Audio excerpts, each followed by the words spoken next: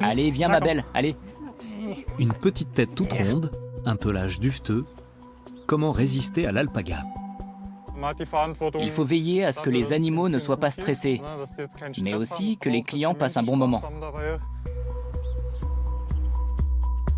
Depuis quelque temps, de nombreux pays se sont pris de passion pour ces animaux doux et dociles.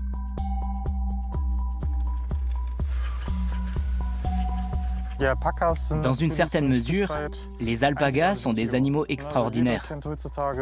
Les moutons, les chèvres, c'est commun. Mais les alpagas sont presque des créatures fabuleuses. Mais cette mode n'a pas que des aspects positifs.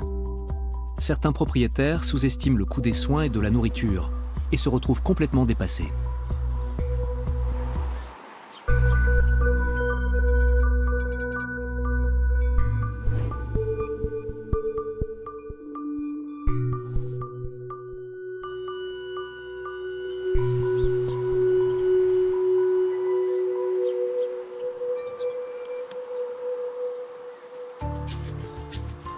Steinberg en Saxe.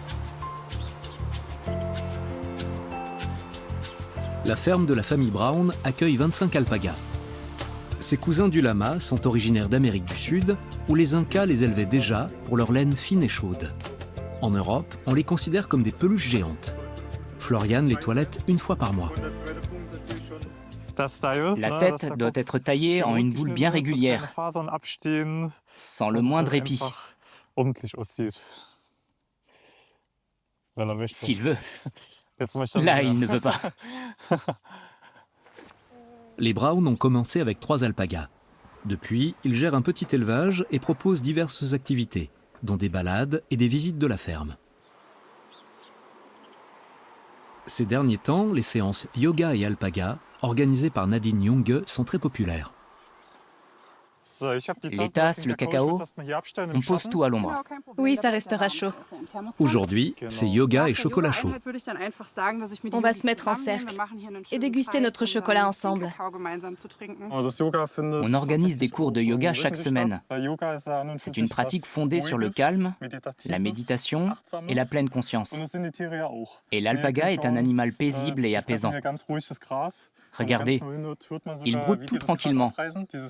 En écoutant attentivement, on entend le bruit très léger de l'herbe arrachée. Ça me fascine toujours quand je suis assis à côté d'eux. On n'entend que ça, c'est très relaxant. D'après les estimations, il y aurait entre 80 et 100 000 alpagas en Europe, dont plusieurs milliers en France et environ 25 000 en Allemagne. Un nombre en nette augmentation.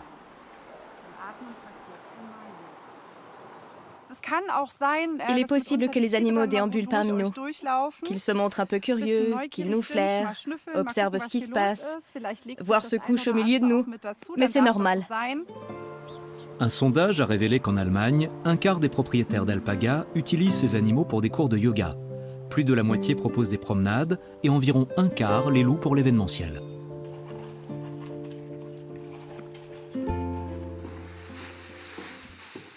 Je rajoute un peu de paille et on pourra faire rentrer ces demoiselles. Florian s'occupe quotidiennement des animaux et leur consacre même plusieurs heures le week-end. Allez, on rentre. 25 alpagas, presque un travail à plein temps. Beaucoup de gens ne s'en rendent pas compte et les prennent pour d'adorables petites peluches. En réalité, ce sont des animaux craintifs, mais très costauds et capables d'être agressifs. Mais ça, on n'y pense pas toujours. Le lendemain, Florian a programmé une grande balade en longe avec les alpagas. C'est une première, et il espère que l'après-midi se passera comme prévu. Avec leurs grands yeux vifs et leur pelage moutonneux, les alpagas sont devenus de véritables stars des réseaux sociaux. Pourtant, ils détestent être caressés constamment et sont bien plus exigeants que les propriétaires novices ne l'imaginent. Un engouement qui a aussi des conséquences négatives.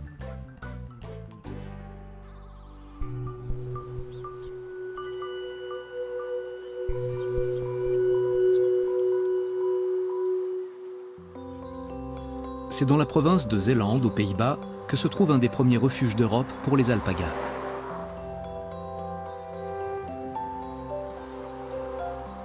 Il accueille les animaux victimes de cette nouvelle mode.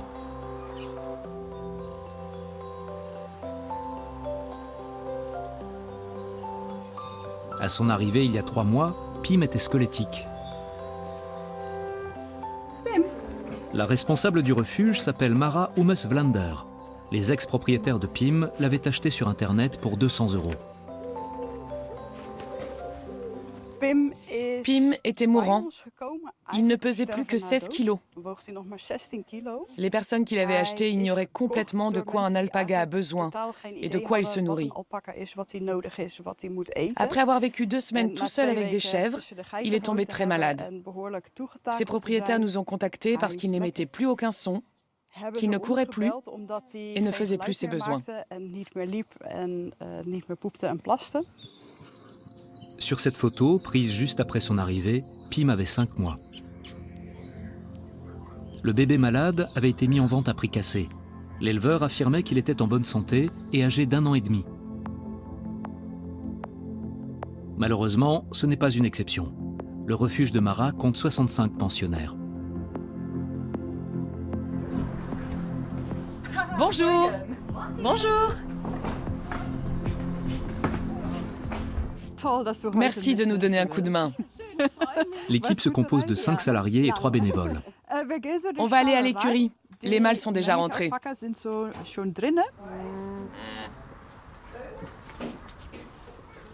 Tous les 15 jours, les animaux sont pesés.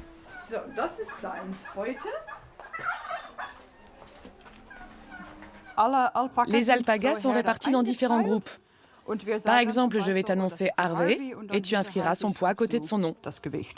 Le moindre changement peut être le signe d'un problème de santé. Winston, 80 kilos. Flash, lui, ne prend plus 1 gramme. Il souffre d'une malformation des pattes qui n'a jamais été soignée correctement. En ce moment, on constate tous les jours une légère régression. C'est le cas aujourd'hui.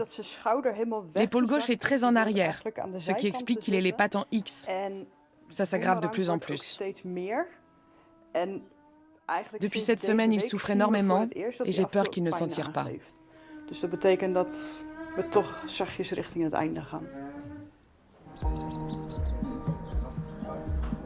Mara travaille 7 jours sur 7 du matin au soir, avec pour objectif d'offrir à chaque alpaga sauvé la vie la plus agréable et la plus longue possible. Pour cela, les animaux doivent aussi faire de l'exercice.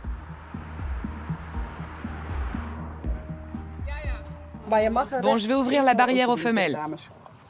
Ok, vas-y. Une fois par jour, les alpagas ont le droit de s'ébattre dans un grand pré en face du refuge. Cette petite sortie leur fait le plus grand bien, même si c'est compliqué sur le plan logistique pour Mara et son équipe. Les alpagas sont des animaux grégaires, mais le petit Pim n'est pas encore habitué à toute cette agitation. Il y a des gens qui achètent un alpaga pour le mettre sur leur balcon. Ces animaux ne sont pas faits pour ça. Ils ont besoin d'espace pour courir. Ils ont aussi besoin d'interaction avec leurs congénères, pour jouer et veiller les uns sur les autres. L'association des éleveurs d'alpagas recommande une surface minimale d'1 hectare de prairie pour 10 animaux. Allez, bravo mon grand! Lucas,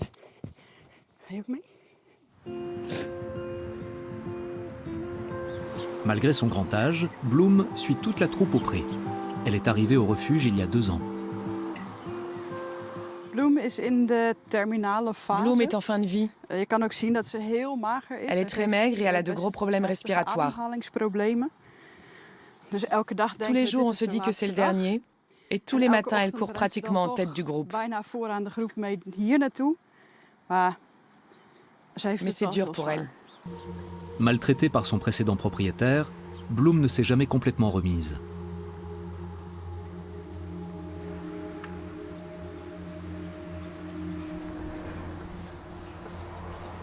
Pim ne devrait pas connaître le même sort. Aujourd'hui, 3 membres de l'équipe se mobilisent pour lui administrer un traitement spécial. Lorsque le bébé alpaga est arrivé au refuge, son système immunitaire était affaibli. Et il n'avait jamais vécu en groupe.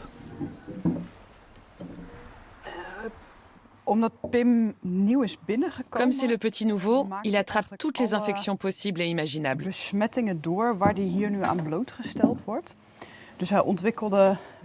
Il a aussi la gale. On a l'habitude, mais malgré tout, il faut le traiter une fois par semaine. Pour le moment, en Europe, très peu de vétérinaires sont spécialisés dans les alpagas. On expérimente beaucoup. Certains professionnels nous disent « Vous devriez essayer comme ci », d'autres « Faites plutôt comme ça ». Alors on a mis au point des soins adaptés à notre situation et aux animaux qui sont chez nous. Une fois par semaine, Pim est massé avec une pommade maison contre les parasites.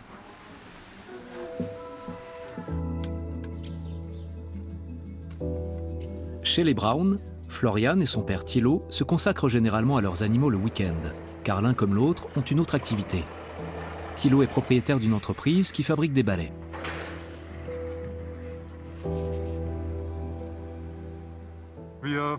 On finance tout avec des fonds privés. Après tout, c'est un hobby. Mais par ailleurs, on gagne aussi de l'argent avec la vente des animaux, avec les randonnées et le yoga. Ça nous permet de financer nos projets petit à petit. Chaque alpaga lui coûte entre 1000 et 1500 euros par an, sans compter le temps de travail. On va devoir tailler leurs ongles. Ils sont un peu longs. Je voudrais commencer par Geronimo, c'est le plus docile. On va prendre nos marques avec lui, et puis on passera au suivant, l'un après l'autre.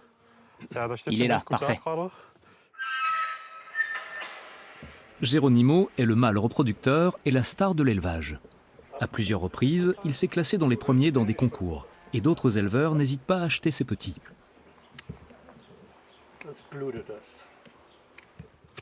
Si les ongles sont trop longs, l'animal risque de trébucher. Parfait. C'est comme ça que ça doit être. De beaux pieds tout propres, avec de jolis coussinets foncés. À long terme, la vente d'alpagas pourrait se révéler très lucrative, car Geronimo et ses descendants sont des spécimens parfaits. Un alpaga peut rapporter entre 1500 et 2500 euros. Un bon reproducteur, beaucoup plus. Franchement, si l'animal a une excellente génétique, il pourra se négocier autour de 30 000 euros, si on veut fonder une lignée. Mais ça demande du travail, ça ne se fait pas du jour au lendemain. L'objectif des Brown est clair. Le business de l'alpaga doit être rentable rapidement. La famille fabrique des balais et des brosses depuis 150 ans et emploie actuellement 12 personnes. Le week-end, le bureau du patron de la brosserie se transforme en bureau de réservation des alpagas. Alors, les réservations pour la randonnée? T'as la liste de tous les participants? 15 en tout?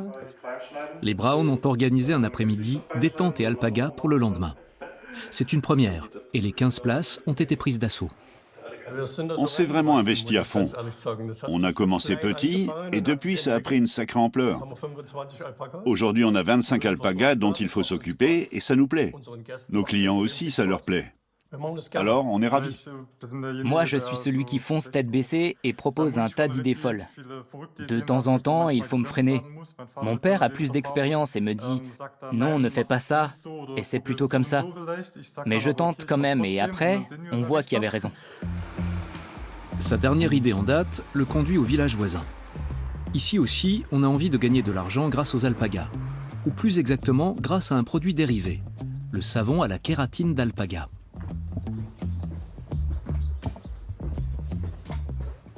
Folke? Salut. Bonjour. Bonjour. Je viens chercher mes savons. Regarde. Je suis curieux. Folke Lanius a été une des premières en Allemagne à fabriquer du savon à base de kératine d'alpaga. Florian a développé l'idée et veut commercialiser ce produit à grande échelle.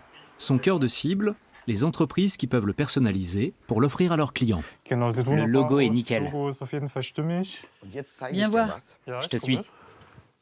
Le millier d'élevages d'alpagas en Allemagne peut aussi commander des savons pour ses propres boutiques.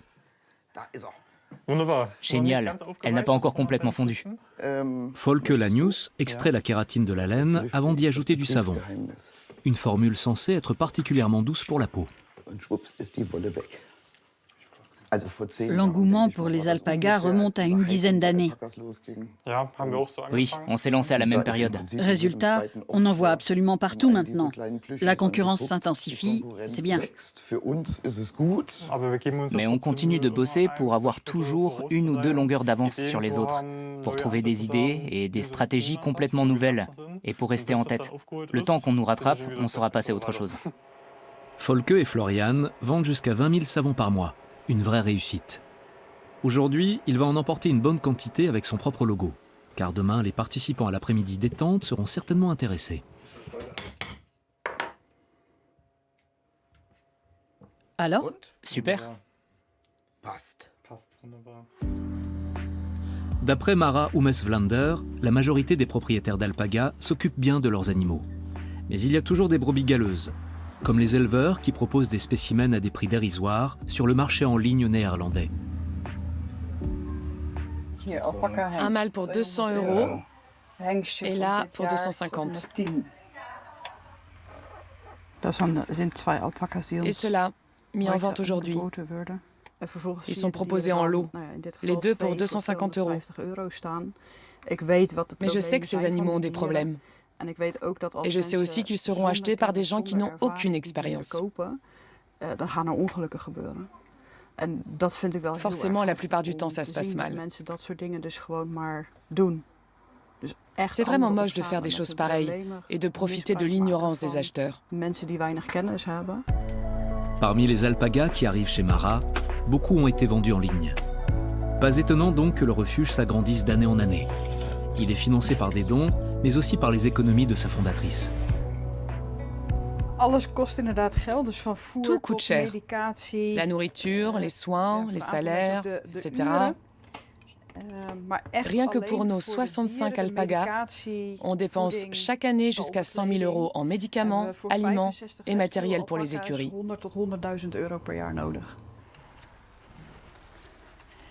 Pim est nourri au biberon 5 fois par jour. Il doit absolument prendre du poids. La semaine dernière, il pesait 24 kilos, 8 de plus que lors de son arrivée il y a 3 mois. Mais pour être vraiment tiré d'affaire, il doit passer la barre des 25 kilos.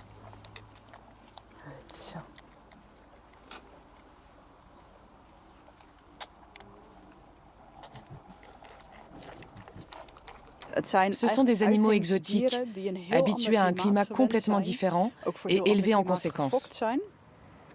Il leur faut des soins particuliers, ainsi qu'un apport supplémentaire en vitamines et en minéraux. Aujourd'hui, Pim se nourrit tout seul pour la première fois. Je ne serais peut-être plus obligée encore très longtemps de lui donner un biberon tous les jours.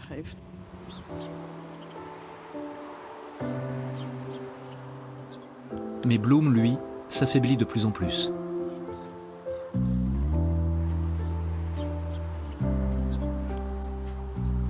« 6h30 le lendemain matin. Pour financer le refuge, Mara gère aussi un camping et propose des locations saisonnières avec un service de petit déjeuner.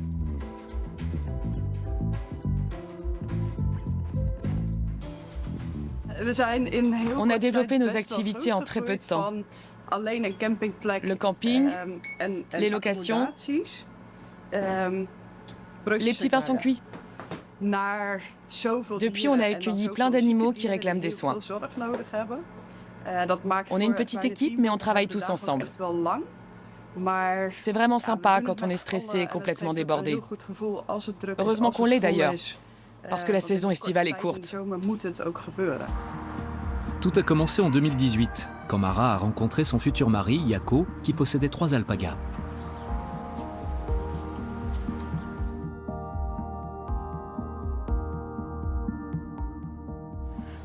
Viens là, Bloom.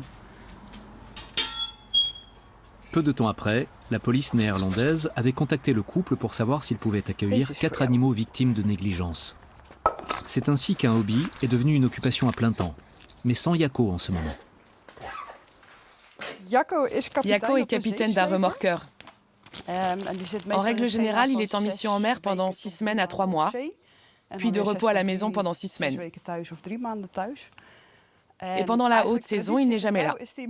C'est pourquoi je suis seule pendant la période la plus remplie de l'année. Inutile de dire que je suis contente de le voir rentrer. Une bonne partie du salaire de Jaco est réinjectée dans leur projet commun.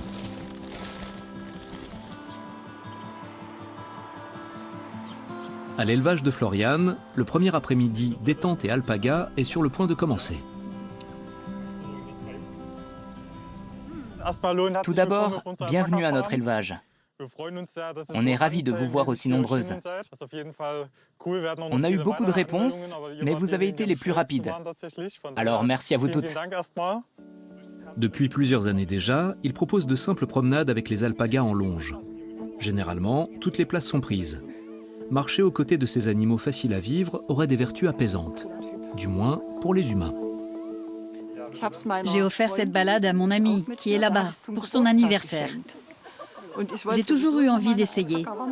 Je me suis dit que ce serait un beau cadeau et l'occasion de passer une belle journée ensemble. Les alpagas sont des animaux assez craintifs. La promenade doit donc se dérouler dans le calme pour ne pas les stresser. Faites-les avancer tranquillement, bien tranquillement. Parfait. Marchez côté champ et les alpagas côté grillage. Florian doit parfois ménager la chèvre et le chou. Les clients ont payé et s'attendent à ce que tout se passe bien, que les animaux soient d'accord ou pas. Je vous rends la longe. Très bien, elle est lancée.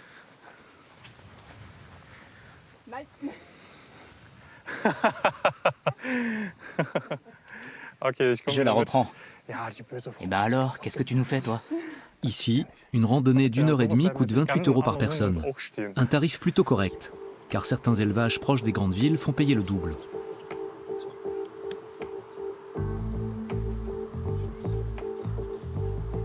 Aux Pays-Bas aussi, Mara et son équipe organisent des manifestations, mais elles visent exclusivement le confort des alpagas. Aujourd'hui a lieu un atelier très spécial. Je vais vous expliquer ce qu'on va faire. On a ramassé une grande quantité de caca. Une fois par mois, les participantes inspectent les crottes séchées des 65 alpagas du refuge à la recherche de parasites. Normalement, c'est un vétérinaire qui s'en charge.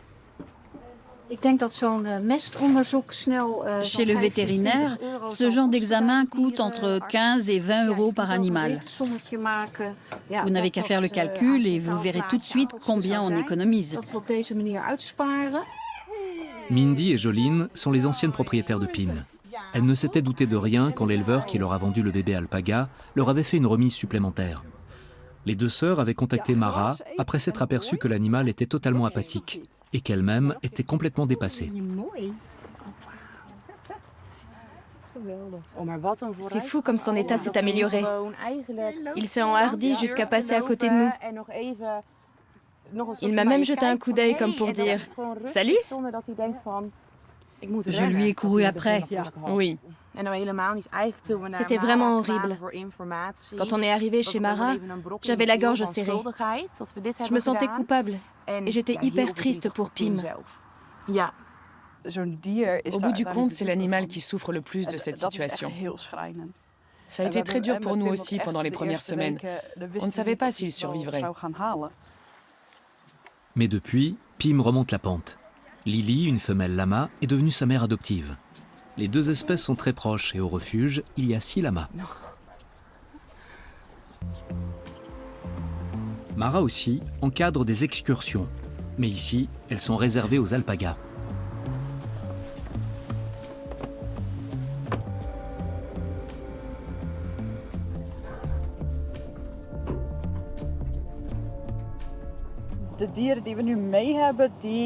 On va marcher dans l'eau avec les animaux. La mer est très apaisante et l'eau salée excellente pour leurs problèmes de peau.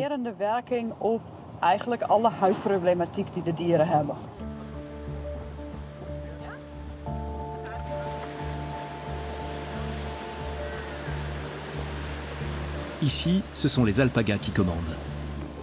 Mara et son équipe suivent le mouvement. Ils adorent. Certains y vont tout doucement, d'autres courent se jeter à l'eau. L'eau salée est un antiseptique qui soigne les plaies et les démangeaisons et contribue à l'élimination des parasites. Cette thérapie d'1 heure en mer du Nord a été développée par Mara. Il s'éclate dans les vagues aujourd'hui. Joël, par exemple, il est intenable. Oui, c'est bien.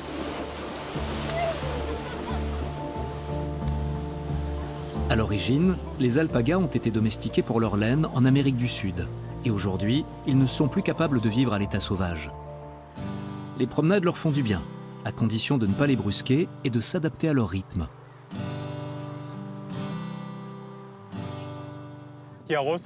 C'est à l'homme de faire attention à eux. Il faut veiller à ce que les animaux ne soient pas stressés, mais aussi à ce que les clients passent un bon moment. L'important est de toujours trouver le bon dosage. Allez, viens ma belle, viens. Viens ma belle. Allez. Au bout de 20 minutes, les alpagas acceptent enfin d'avancer. La balade continue. Super, tout se passe bien. On prend notre temps. La nature est belle.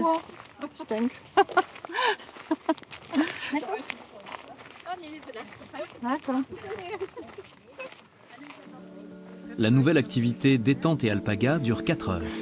Après la randonnée, Florian a prévu une visite de l'élevage et une dégustation de cacao. Puis, une séance de yoga au milieu des animaux. Et enfin, un passage à la boutique pour celles qui souhaiteraient acheter du savon.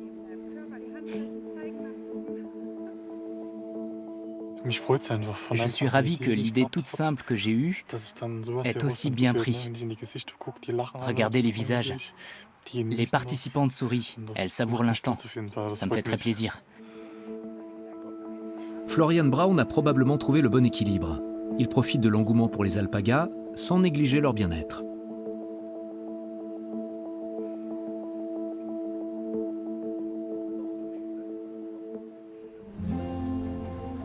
En Zélande, c'est un jour important pour Pim.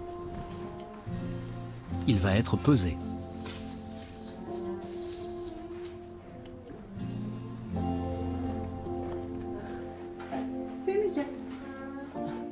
Viens, Pim.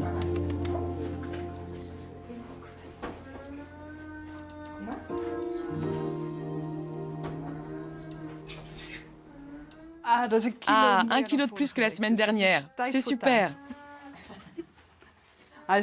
Quand on l'a récupéré, il ne pesait que 16 kilos. C'était un gros problème. Il devait atteindre 25 kilos pour être vraiment hors de danger.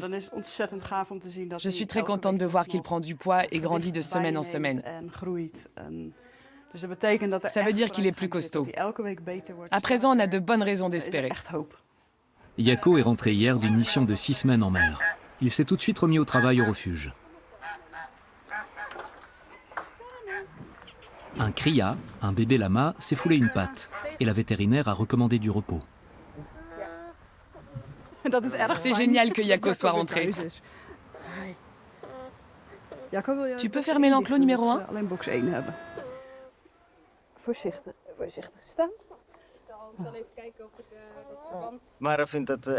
Le fait que Mara adore ce boulot m'encourage moi aussi. Ce n'est pas important que ça nous coûte de l'argent, on le trouve ailleurs. Jaco va fabriquer un petit enclos spécialement pour le bébé. Mais toutes les nouvelles ne sont pas bonnes.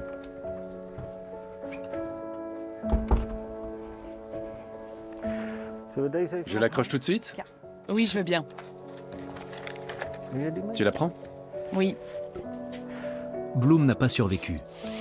Comme tous les animaux qui meurent au refuge, elle a droit à une plaque commémorative.